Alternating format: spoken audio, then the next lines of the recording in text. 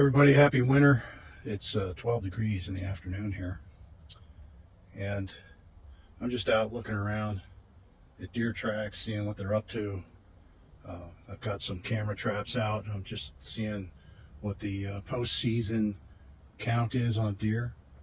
The sex ratio looks half decent, actually. One buck has a decent rack on it. The rest of them are dinks, but you know, that's why we do the habitat work, so we can probably put some more meat on them and some more antler. One of the things you can do in the wintertime that's really beneficial for both the deer and yourself is to grab a chainsaw and go out and cut some maple.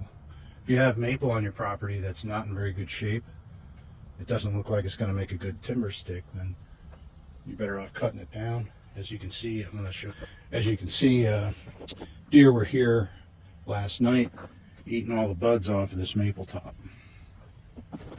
See how they not only chewed the buds off, but they got right down to the stem. There's about an 1/8 inch stem there.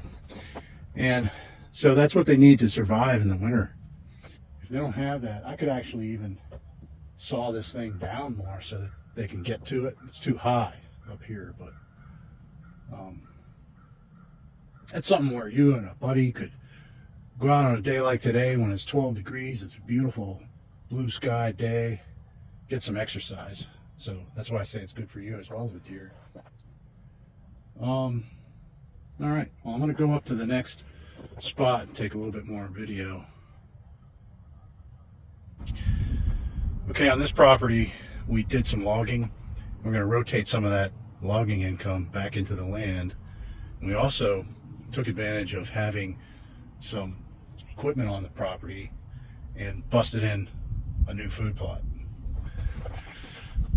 Let me show this to you. It's almost an acre, probably 0.8 acres. And there was a food plot up that way. It's too dry. We never really get a good stand of anything there, and it's too small.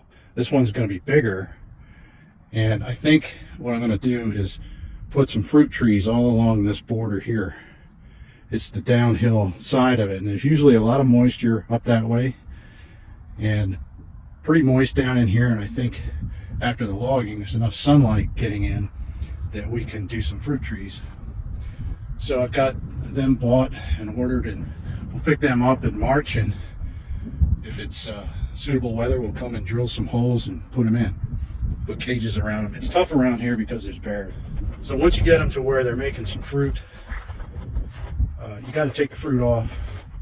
I'm going into a whole nother subject now, but you want to take the flowers off the first 3 years so they don't make fruit. And then when they do make fruit, at that point you're going to have to start putting electric fence around them. Otherwise you're just going to have bears come in and destroy your plants.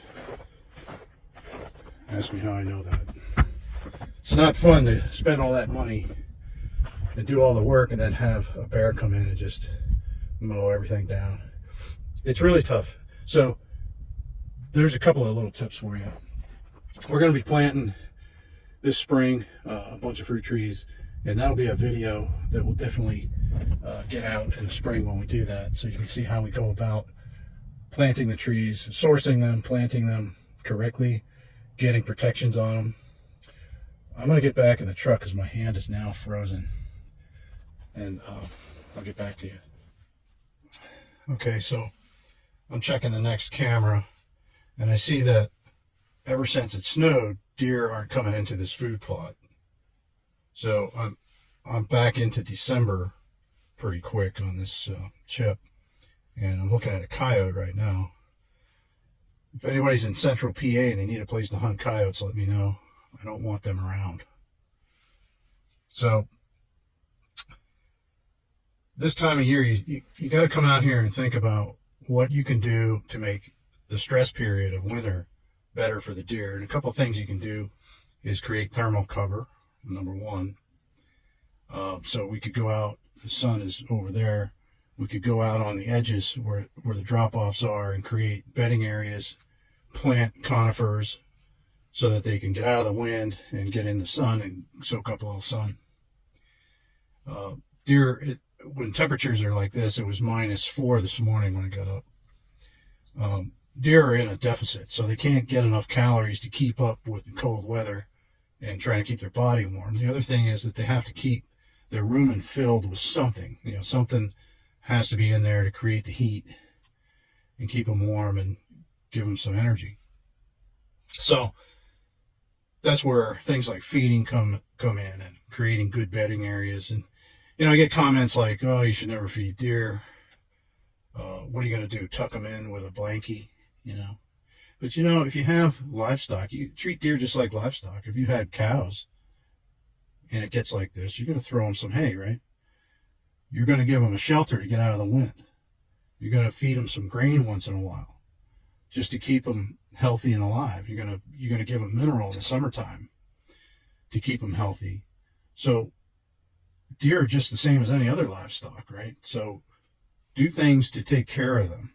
If you have land that you control and you can do things for the deer that are living there, then you should. The government's not going to do it for you. So anyhow, I'm going to go through the rest of this chip, see what we got. And not a lot of deer around, I'll tell you that. There's a fairly good-sized doe group back at the other camera trap, and there were 5 different bucks coming in. And this is at the other end of the property, and there haven't been any deer. This is this food plot since it snowed. Now, I imagine that once the snow melts, when we get a thaw, they'll be back on it. We'll see what's going on. But meanwhile, I'll put some bait out to get some deer to come in. I want to see what's around. No tracks. There's one set of tracks. Well, maybe there's tracks of 2 deer that walked through here, but they never stopped and pawed at the snow to get anything. So that's not good. We probably ought to have some corn or sorghum growing, or I'm hoping next year to start using some fencing to keep deer off the food plots until they grow, and we stockpile some forage.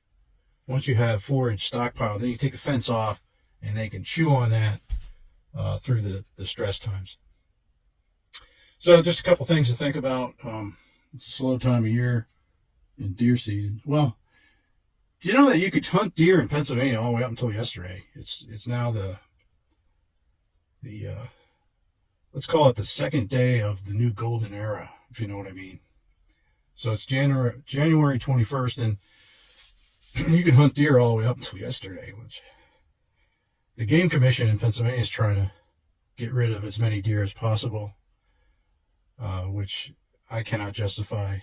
They keep talking about how CWD is going to wipe out the deer, and their solution to that is to wipe out the deer. So make sense of that if you can. Hey, let's look at something real quick. This is kind of funny, but not funny. Tree right there